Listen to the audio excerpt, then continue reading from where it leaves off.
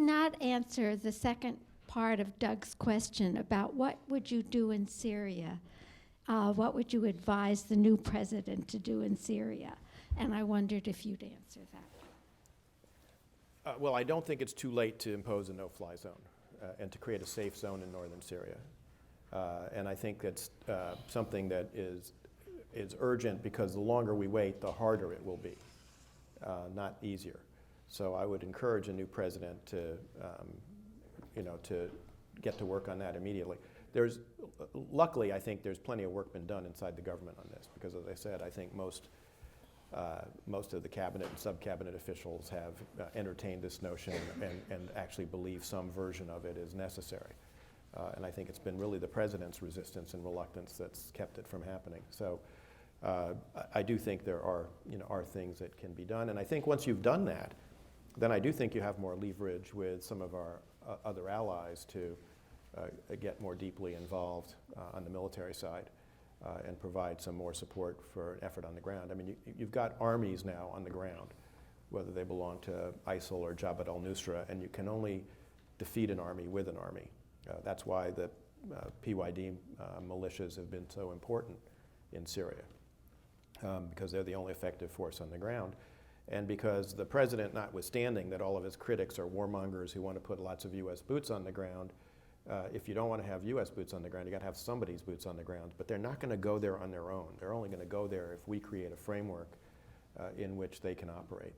And that's what we've done historically since the end of World War II.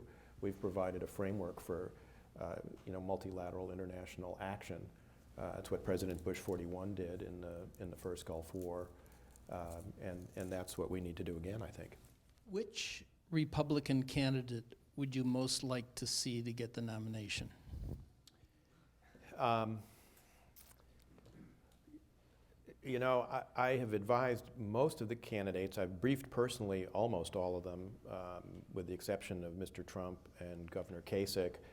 And all the candidates I've briefed, with the exception of, Senator Cruz, have dropped out of the race. So I'm afraid to actually endorse anybody at this point. I did endorse Senator Rubio about one week before he dropped out. So I guess I proved definitively that rats sometimes do jump onto sinking ships. But I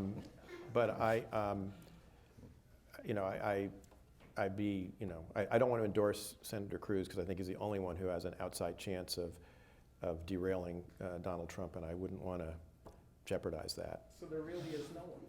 Right now. I mean, do you mean if there's some kind of contested convention, who would I want to see emerge out of that? Well, that's a good question, yes. I mean, to talk about counterfactual, hypotheticals, I mean, I find it, as a predicate, let me just say, I find it extremely difficult to imagine that Donald Trump is going to go into Cleveland with millions of votes more than the second nearest person. He won't have a majority, but he'll be close to it. And then be denied the nomination, by some machinations, I think. I just don't see it happening. there'll be riots. Yeah, I think they're likely to, I think that's likely to happen anyway. Unfortunately. He's raised it himself, and I do think it's likely to be, there's going to be demonstrations and counter demonstrations, I think both inside and outside the convention hall. So I think it's going to, I think there's a very high probability that we're going to end up with something that looks, unfortunately I'm old enough to remember this, like Chicago in 1968. And that was not a good moment for the country, and I don't think this is going to be a particularly good moment. It wasn't a good moment for the Democratic Party either. I was a Democrat in those days. I don't think it's going to be a good moment for the Republican Party or for the nation this time either. I mean, if they made me czar of the universe and I could wave a magic wand, I mean, I think at this point maybe, I wouldn't mind seeing Governor Romney, emerge as the nominee, but I think there's no chance of that happening. Why, by the way, is it that the two you haven't briefed are Trump and Kasich? That seems an odd pairing. Have they declined to be briefed, or? Governor Kasich has received some information from the John Hay Initiative that that you adverted to, Doug, earlier, that I'm a member of the steering group of. We've done a book called Choosing to Lead, which you can find at choosingtolead.com. You can download it free. It's a free ebook. I should have gotten that in on the earlier part. I should. We will actually put that in a graphic that'll come up on the screen at some point. So we'll get that in the show. Yeah, I just need to get that shameless plug in. Governor Kasich does have that book. His team, King Mallory, who's his foreign policy coordinator, has that, and we have provided some other stuff to the Kasich campaign. We just haven't had an occasion to brief him. Yeah. Okay. In So person. there's not some. But Trump, would you if Mr. Trump called and asked you to come to a briefing, would you do it? You know, at this point, I don't know. Earlier on, I think I would have said yes, but I think in light of some of the things that he said, and particularly the things that he said to the Washington Post editorial board, which the editorial board has now, I think, wisely posted the transcript online. Right. And I think every voter owes it to themselves to actually read that transcript and decide whether they think this person should be president. Since you have an aversion to counterfactuals, and since you brought up the Whigs, the likely, not certain, but the likely occurrence is that Mrs. Clinton's going to win, and Mr. Trump will have been the candidate. What do you think, and what would you like to have happen to the Republican Party?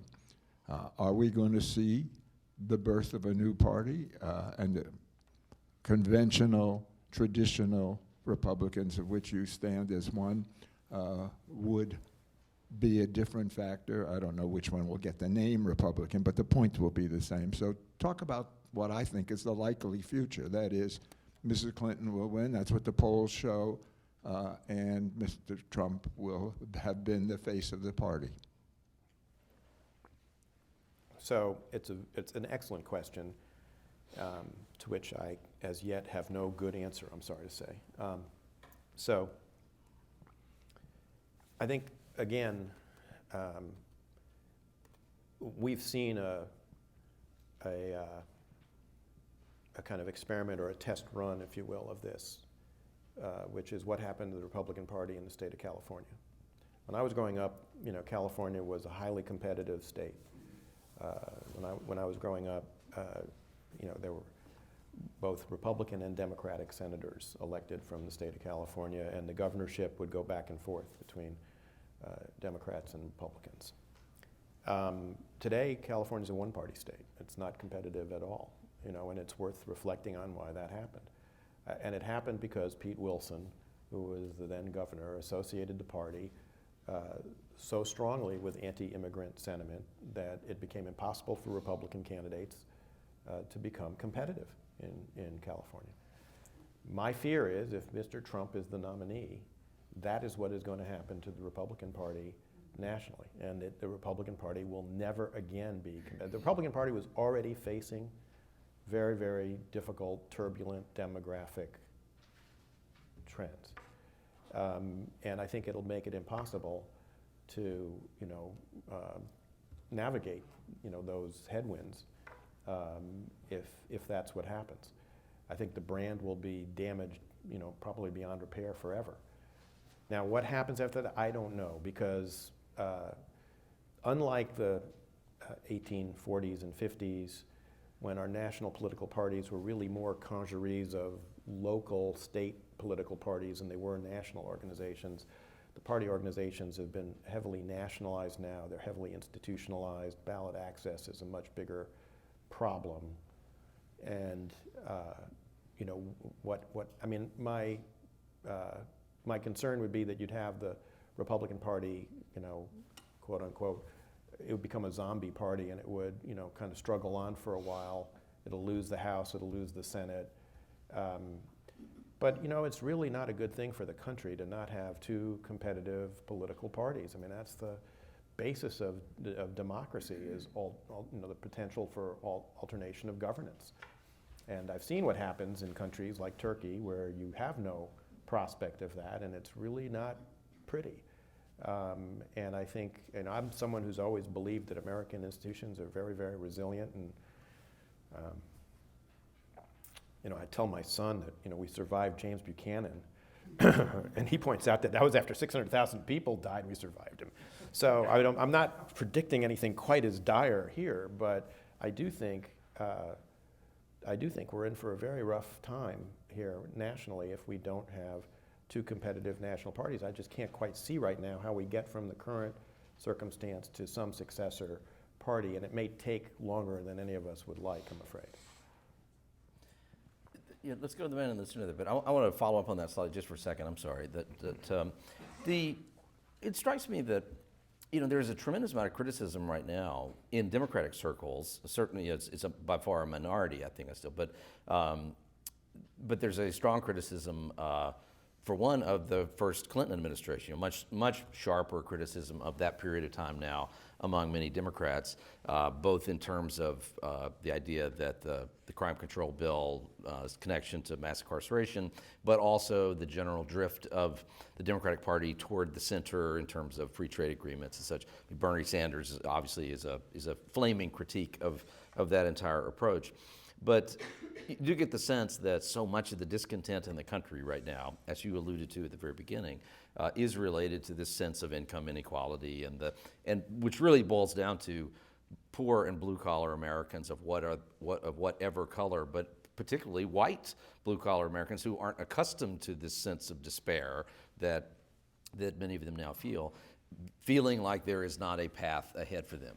And I think you could broadly say that over the last 25 or 30 years, the clearest demonstration we've had is that both parties have failed to deal with that. And so what does that mean? That neither the Republican sort of higher level economic policy, more removed economic policy will ultimately benefit everyone. That strategy hasn't reached those folks, it would seem. And the Democratic approach of much more directly engineering it through minimum wage and such, that hasn't seemed to lead to this stability either. So what does that say? Does it mean that there's some third formula that we just haven't arrived at, or what? Doug, you're taking me out of my area of expertise. Yeah, well, I know. And my that's comfort why I didn't zone. ask about this during the broadcast part of the show. I am not expert on the domestic political issue. But I'm just, but as I a do citizen think, and a patriot, what do you think about that? But I do think that both parties, I think, are in crisis. I think you're quite right. I think it's just that right now the Republican crisis is a little more visible. Yeah. But I don't think that means that the Democratic Party is not in crisis, also. And certainly, I think you're right that neither party has been able to effectively come to grips with these challenges, essentially, that the globalized economy has presented and how we deal with them. And it may be that we need just, a kind of, a remix and some kind of, change. I'm not a Democrat anymore, so I shouldn't really have an opinion on this, but I don't really think that the Clinton administration's centrism is so much the problem. I think, although there's probably something to be said about the sources of finance for campaigns for both parties that has a role here. But I do think, and I don't think, frankly, a Sanders candidacy would probably be that, happy an outcome for a lot of Democrats either. But somehow we have to get back to the notion that it's possible for the two parties to compromise, to reach agreement, that every compromise is not a sellout of some fundamental principle. That's been the real genius of American democracy, and we've lost a lot of the institutions to do that. And some of it, I'm not sure we're ever going to be able to get back because of modern media. I mean, and I've watched with some dismay, and this I'm sure is my age showing. I'm not on Facebook. I'm not on LinkedIn. All sorts of people are mad at me because I've not joined them on LinkedIn because I'm not on LinkedIn. You'd think that after ignoring their repeated email invitations to join, that they would understand I'm not on LinkedIn. I'm not on Twitter, although someone set up a false Twitter account in my name, which took me forever to take down. I'm glad I didn't cite it in the outro of the show. And I don't even know what Tumblr is. So, you know, watching this campaign go on, you know, on Facebook postings and Twitter and in 143 character, tweets. I mean, we've really lost, a fair amount of, serious discussion, about the issues. I mean, with all due respect to the Fourth Estate, I think they bear a lot of the burden here. I mean, the rise of Trump has been fueled by the television networks, for whom he is absolutely catnip. I mean, this is great. This is, great copy. It's and Les Moonves of CBS News said it on the record. It may be bad for the country, but it may it's be good bad for the CBS. country, but making us a fortune. That's the quote. Yeah. Yeah, and I think that's terrible, and there's a huge cost that we're bearing in terms of the civil national discourse, and so I really despair a little bit of our ability to get back to a situation in which the parties can try and work together to come out with solutions. Traditionally, what's happened when our national parties have been incapable of solving the problems is they break up and they're replaced by other parties, or parties undergo a kind of transformation, as the Democrats did under FDR, et cetera, or the Republicans under Ronald Reagan. Well, all of that is why American Forum exists. Let's get that question. On a couple of occasions today, you described Saudi Arabia as an ally of the United States. And I'm wondering, given its direct financial support to ISIL, its exporting of the most extreme form of Islam, Wahhabism, through madrasas in Pakistan, its refusal to accept any refugees and help in that regard, they are substantial and reliable buyers of our weaponry. But in what sense is Saudi Arabia our ally? It's a good and it's a fair question. I mean, the Kingdom of Saudi Arabia is, at best, a very problematic ally, and everything you said is true. I mean, and you could have added a few things. I mean, their treatment of women, their treatment of religious minorities, et cetera. That being said, it's I think in our interest that. Given the balance of forces in that region, that a relatively moderate and Western-oriented pro-American regime control the resources there, not that they fall into the hands, say, of ISIL, for instance, or some other force. So the question is compared, to what? I also think, in fairness to the Saudis, who I think bear a lot of responsibility for having tolerated a lot of the activity you said that led to 9/11, for instance. Since 2003, when they went through their own, problems on the peninsula itself, where they had to crush Al-Qaeda in Saudi Arabia, they have learned a lot of lessons, and they have actually changed a lot of their behavior, and there's a lot, lot more now that they have done working with us on the intelligence side to help defeat Al-Qaeda and other associated movements. And they, for instance, have become, well, up until King Salman's arrival on the scene, they had become actually quite tough in pushing against the Muslim Brotherhood in other parts of the region. So, I think one has to bear in mind, kind of the baseline here, what the traffic will bear in the region, et cetera.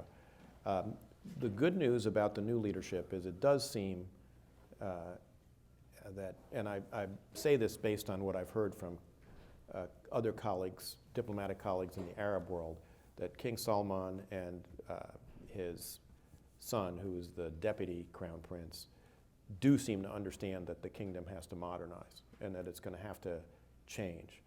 And I think we ought to try and be supportive of that change, but also understand it's a very traditional society that's going to take some time to change, and not try and force the pace. I think if we try and force the pace by imposing sort of our standards on them all at once, I think we could end up with quite a disastrous outcome. We could make the perfect become the enemy of the merely tolerable. And so I think we really have to be careful here. But the big, again, to go back to my earlier point about the big strategic fact, which is the challenge from Iran to the region, Shia extremism is no better, I think, than Sunni extremism. And we should remember that before 9/11, the most Americans killed in a terrorist attack were the 283 Marines who were killed in Beirut by Hezbollah in 1983. And so that is not a happy prospect either. And I think that's the first line of defense. We can try and worry about reforming the Sunni world once we've helped secure them and made them comfortable that we are not going to let them be overrun by Iran. And that is their primary concern right now. And absent assuaging that, I don't think there's much hope that you can get them to change much at home domestically. You need to have Archimedes said, give me a place to stand and I'll move the world. You need a leverage point, and unless you have established that, I don't think you'll be able to make much of a dent in Saudi Arabia. Could you describe for us what policy adjustments you would advise a new president to make in Cuba? I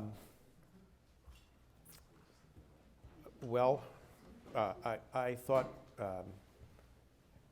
I thought that, watching some of the clips of the president with Raul Castro, I thought, you've gotten the humiliation you deserve for having made a deal where you didn't get anything up front at all for making all these concessions.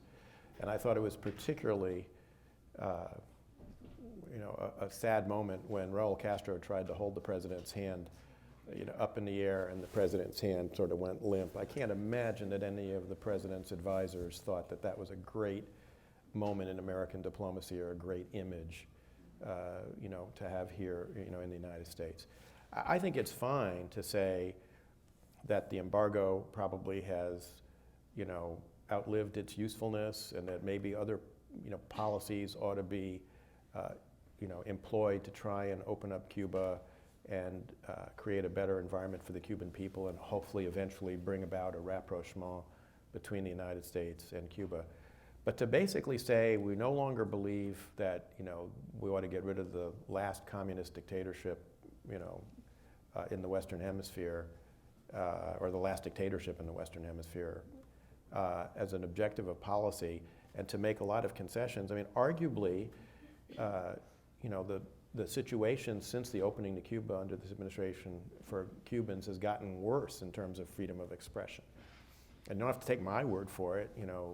Look at the Washington Post editorials on this subject, which have been quite good. But I think in the several weeks before the president went to Cuba, 562 people were rounded up and arrested, for trying to express their opinions about the Castro brothers' dictatorship. And I think that's a sad outcome, to be trumpeted as a great achievement for U.S. diplomacy. So my recommendation for a new president would be along the lines of what I said with regard to Iran. You've got to recalibrate this relationship. You've got, there are certain things that you can't get back. You can't get back the $150 billion, in money that was being withheld in escrow from Iran under sanctions. That's gone. They've got it now. And similarly, the things that were given away to Cuba in terms of access and travel and whatnot, we can't get back. But I think you need to make it clear that from now on, any further steps are going to require reciprocal steps on the other side's part. That's what diplomacy ought to be about, not about preemptive concessions to the other side for the purpose of a photo op. Who do you see as the top 3 to 5 countries that we need to repair relationships with as our allies? I think first and foremost Israel, because most damage has been done there between the two countries. And then I think with the Sunni Arabs, I think there's been an enormous amount of damage. I think Japan and Korea require a lot of attention, particularly because of the growing nuclear arsenal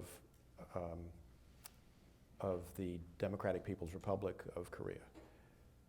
You increasingly see in the Republic of Korea in the South a discussion about whether we need to have our own nuclear deterrent.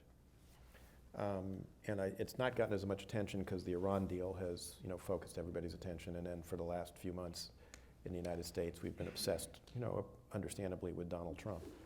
I'm not a little obsessed myself.